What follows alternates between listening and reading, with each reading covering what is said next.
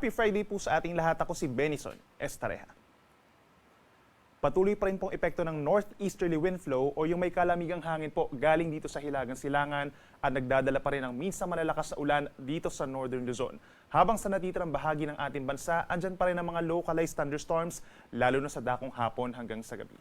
Base naman sa ating latest satellite animation, wala tayong inaasahang bagyo na papasok ng ating Philippine Area of Responsibility sa mga susunod na araw, pero patuloy yung monitoring natin for possible formations of shallow circulation or mahihinang low pressure area dito po sa may silangan ng bansa at hindi naman ito inaasahan na magiging bagyo sa ngayon.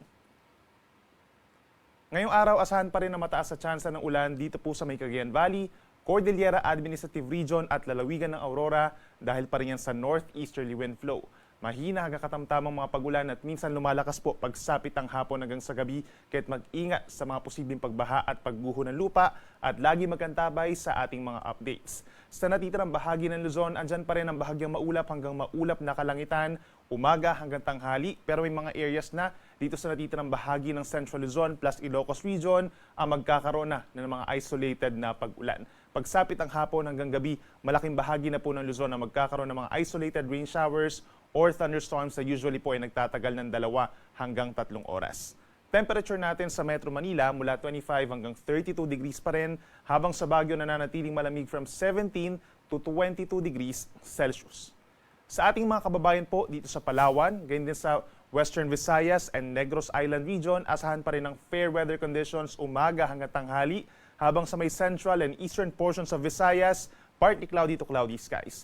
Then pagsapit po ng hapon hanggang sa gabi, malaking bahagi na po ng Visayas and Palawan na magkakaroon ng kaulapan at mataas muli ang tsansa ng mga pulupulong ulan at mga thunderstorms pagsapit po ng hapon hanggang gabi. So make sure po na meron pa rin tayong dalang payong.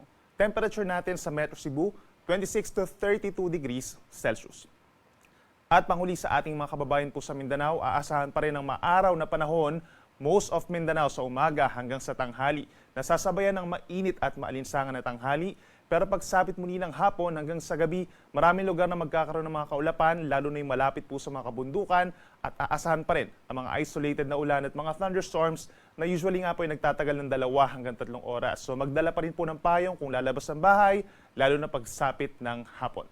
Temperature natin sa Zamboanga City, pinakamainit hanggang 34 degrees Celsius, habang sa Davao City hanggang 33 degrees Celsius.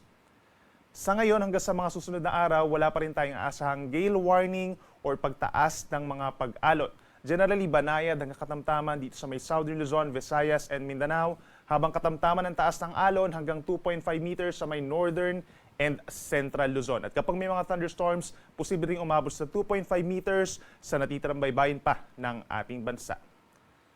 Simula naman po bukas hanggang sa Lunes, meron tayong 2 weather systems na iiral, ang northeasterly wind flow dito sa may Northern Luzon pa rin at easterlies dito sa silangang parte ng ating bansa, lalo na po pagsapit ng late Sunday hanggang sa kalagitnaan na po ng susunod na linggo.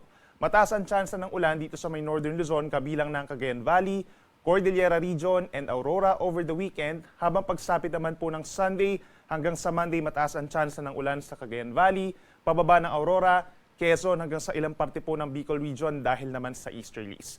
Yung mga hindi natin nabanggit na lugar kabilang ng Metro Manila, makakaranas pa rin ng bahagyang maulap at madalas maulap na kalangitan pagsapit po ng hapon at meron pa rin tsansa ng mga pulupulong pag-ulan or pagkidlat, pagkulo.